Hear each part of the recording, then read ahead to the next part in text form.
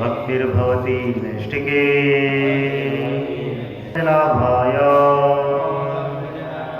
नमः पंकजमालिने नमः पंकजनेत्राय नमस्ते पंकजांग्रये। ग्रंथराज श्रीमद्भागवत स्कंद 10 अध्याय क्रमांक 54।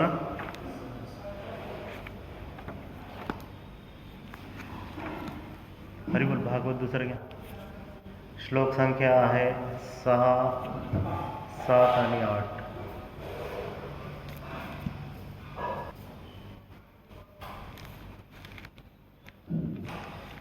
तेषां तद्विक्रमं वीरः गदसंकर्षणादयः आमृष्यमाणां नाराचैर्जग्मुहय गजारथान्।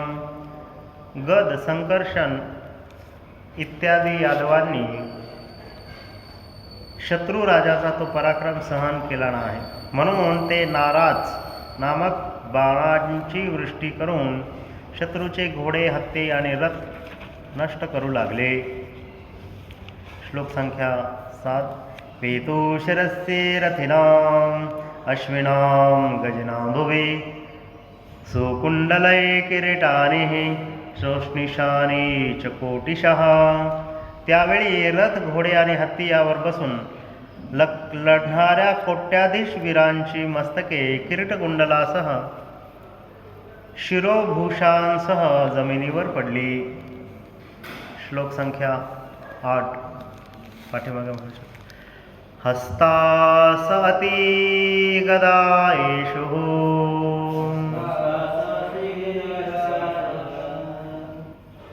आसाकरभावरोऽङ्घ्रयः अश्वाश्वतरानागः उष्टखरामर्त्या शिरसिं च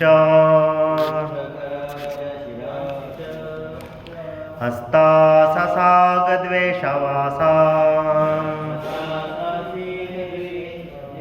करभावृवोऽङ्घ्रयः अश्वाश्वातररागः उष्टखरामर्त्यशिरसिं च हस्तासासि गदेवा देवोपदेशवासा करभावृवोऽङ्घ्रयः अश्वाश्वरतर्नागोष्ट्रा खरमर्त्या शिरांसि च।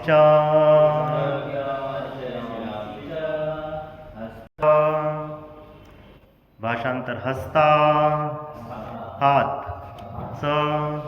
सहित, असी तलवारी, गदा गदा, ईशु आसा धनुष्ये, करभा बोट तुटलेली हात, उर्वः मांड्या, अंघ्रयः पाय, अश्व घोड्यांची, अश्वतरः गाढवांची, नागः हत्ती, उष्ट्र उंट, खर खेचरे, मर्त्य आणि मनुष्याची, शिरांशे मस्तके, च तसेच। भाषांतर तात्पर्य कृष्ण कृपा मूर्ती अभय शरणारविंद भक्तिवेदांत स्वामी शिल प्रभुपाद यांच्याद्वारे। शिल प्रभुपाद की जय। भाषांतर। तेथे युद्धभूमीवर सर्वत्र बांड्या, पाय, बोट कापलेले हात, तलवारी धारण केलेले हात, गदा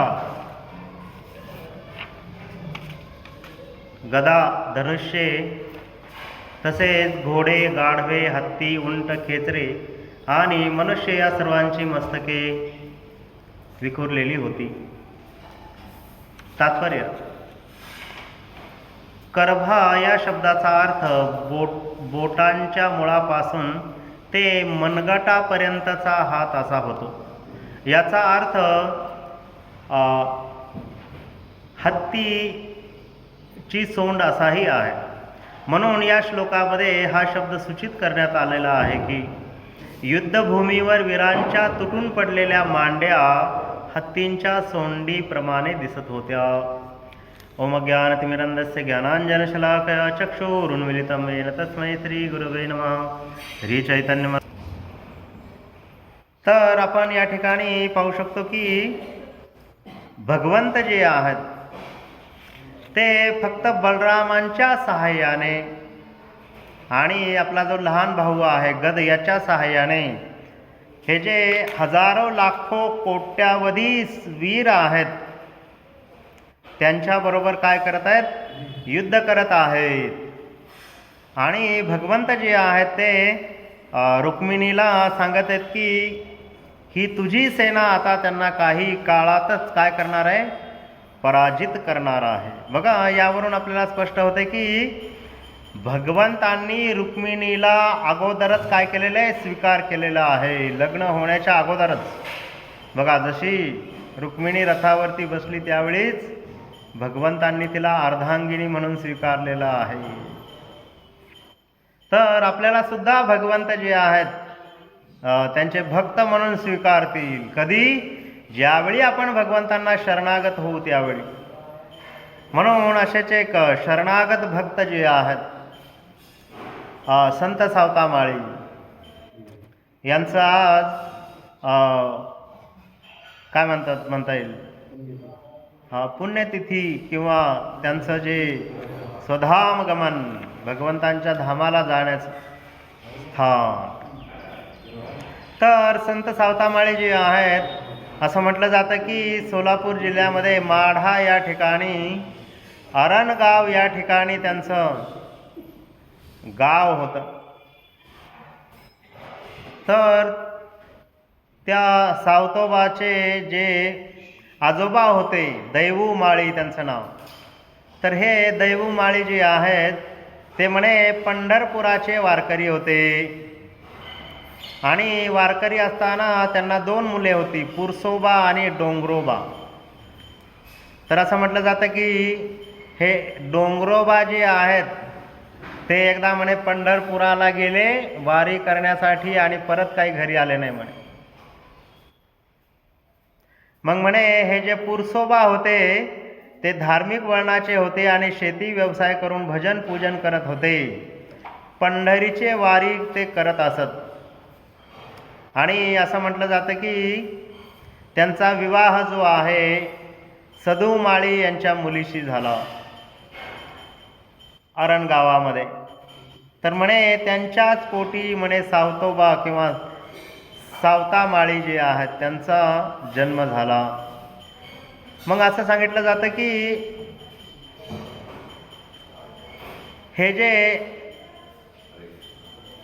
सावतामाळ्यांचं जे मूळ घराणं किंवा मूळ गाव जे आहे मिरज संस्थानामध्ये लातूर जिल्ह्यातील औसा गाव जे आहे.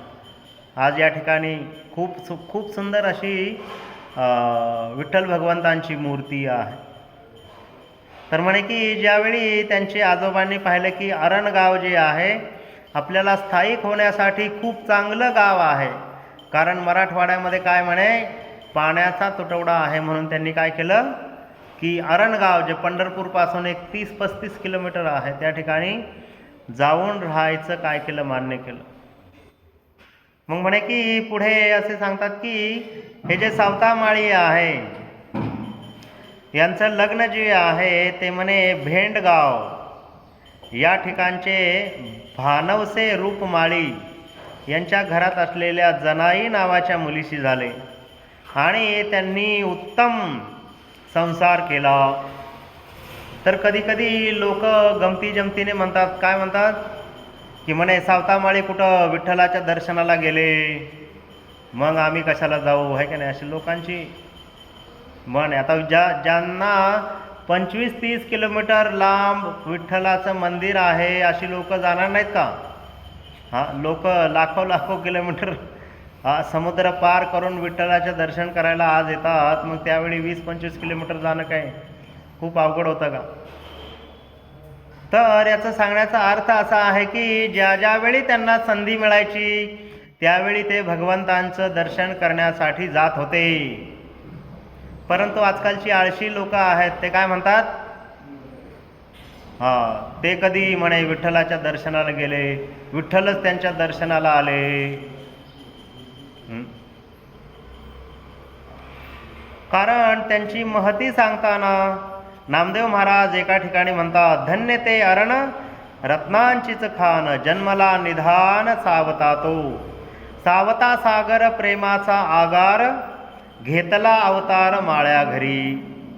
तर भगवंतांचे भक्त जे आहेत, कोण म्हणे सावता माळी, हे कोण आहे, अरणगावचे रत्नाची खान आहे म्हणे. आणि त्या ठिकाणी सावता माळी जो आहे त्यांचा जन्म झालेला बघा. आणि हा जन्म कसा आहे म्हणे, सावता सागर प्रेमाचा आगार. इतके महान संत होते सावता माळी म्हणे की स्वभावाने एकदम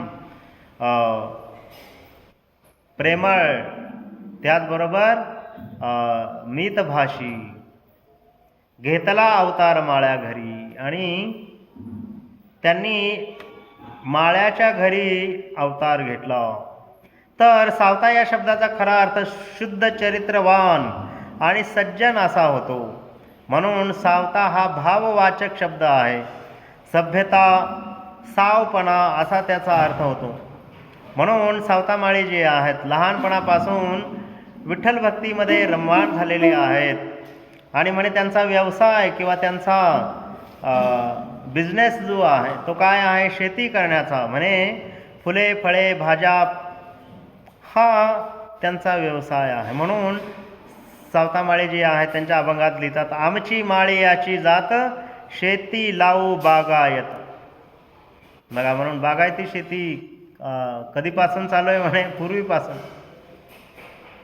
मग ते पुढे असं म्हणतात की त्यांनी स्वतःचं जीवन जे आहे ते संपूर्ण कशासाठी दिलं, ईश्वर भक्तीसाठी किंवा भगवंतांच्या भक्तीसाठी.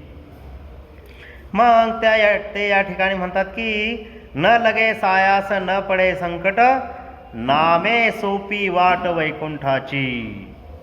तर भगवंतांचं नाव किती सोपं आहे आणि किती महान आहे त्याचं वर्णन करताना सावतामाळी म्हणतात, न लगे सायास. हे करण्यासाठी म्हणे तुम्हाला जास्त कष्ट करायची गरज नाही. न लगे सायास. त्यानंतर न पडे संकट, तुमच्यावरती संकट सुद्धा पडणार नाही. कधी, नामे सोपी वाट वैकुंठाची. तर ज्यावेळी आपण भगवंतांचं नाव घेणार त्यावेळी काय होणार, आपल्या जीवनातील संकट संपून जाणार आणि वैकुंठाची वाट जी आहे ती काय आहे म्हणे, एकदम सोपी आहे. तर असे हे सावता महाराज जे आहेत त्यांचा जन्म जो आहे, असं म्हटलं जातं की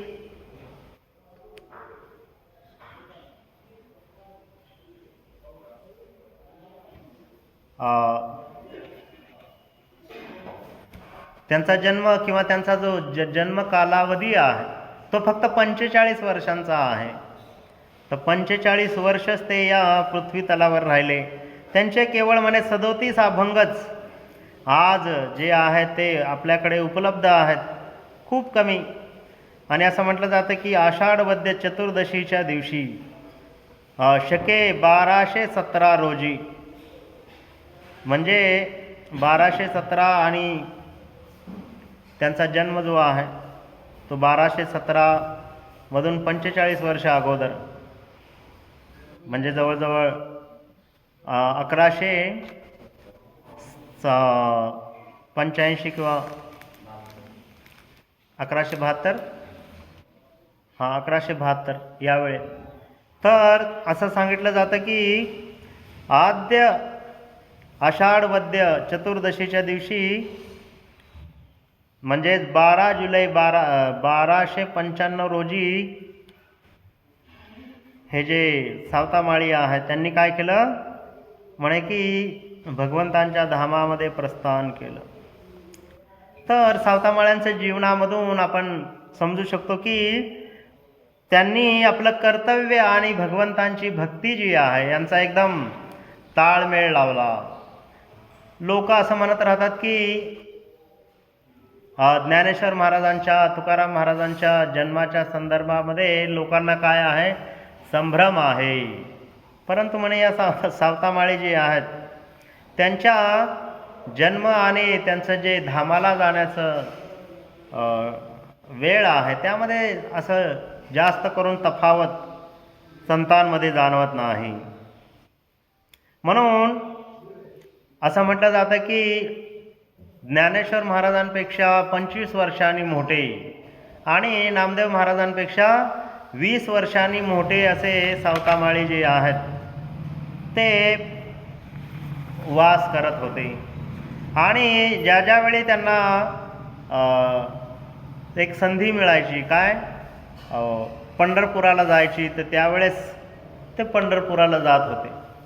पण लोकांनी काय आपल्याला पंढरपूरला नाही जायचं म्हणून म्हण करून ठेवली, काय सावतामाळी कुठे गेले म्हणे पंढरपुराला, म्हणून आपल्याला बी जायचं नाही.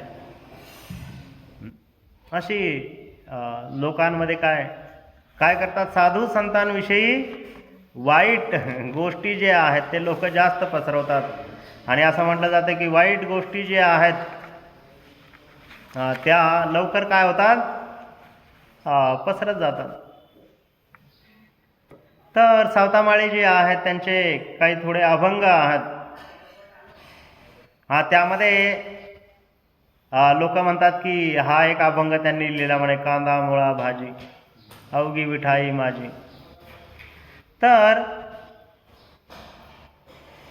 कधी कधी भक्तांना काय वाटतं की अरे हे असं कसं लिहू शकतं, म्हणजे कांदा मुळा भाजी, त्यानंतर लसूण मिरची कोथिंबीर, हे की नाही, अवघा झाला माझा हरी. अभंगामध्ये लिहिलंय म्हणजे ते खातात असं नाही, किंवा ते शेती करतात असं नाही, आहे की नाही. आपण पाहतो की बरेचसे भक्त कधी कधी कांद्याची लागवड करतात, लसूण लावतात व्यवसायाच्या दृष्टिकोनातून, पण ते खातात असं थोडी लिहिले. आणि तसं जर पाहिलं की गीतेमध्ये श्लोक आहे काय, सर्व चराचरामध्ये भगवंत आहेत,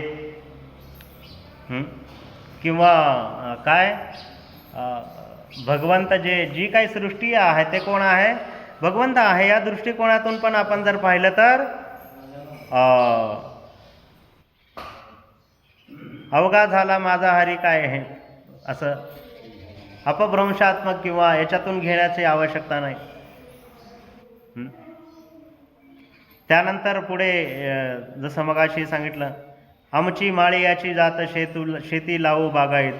तर विशेष करून जे पंढरपुराचे वारकरी किंवा साधू संत आहेत त्यांच्यामध्ये असं सांगितलं जातं की स्वतःची जी जात आहे ती सांगण्यामध्ये ते लाजत नव्हते. जसं की सेना महाराज असतील, नंतर सावतामाळी असतील, नंतर तुकाराम महाराज असतील, चोखोबा असतील, नरहरी सोनार असतील, हे का प्रत्येकजण आपापली जात सांगून किंवा अभंगामध्ये आमची जात ही आहे म्हणून आम्ही हा व्यवसाय करतो, आहे की नाही. पण व्यवसाय करण्याच्या मागे उद्देश काय आहे की भगवंतांची भक्ती जी आहे ती कशी श्रेष्ठ आहे ते सांगत होते.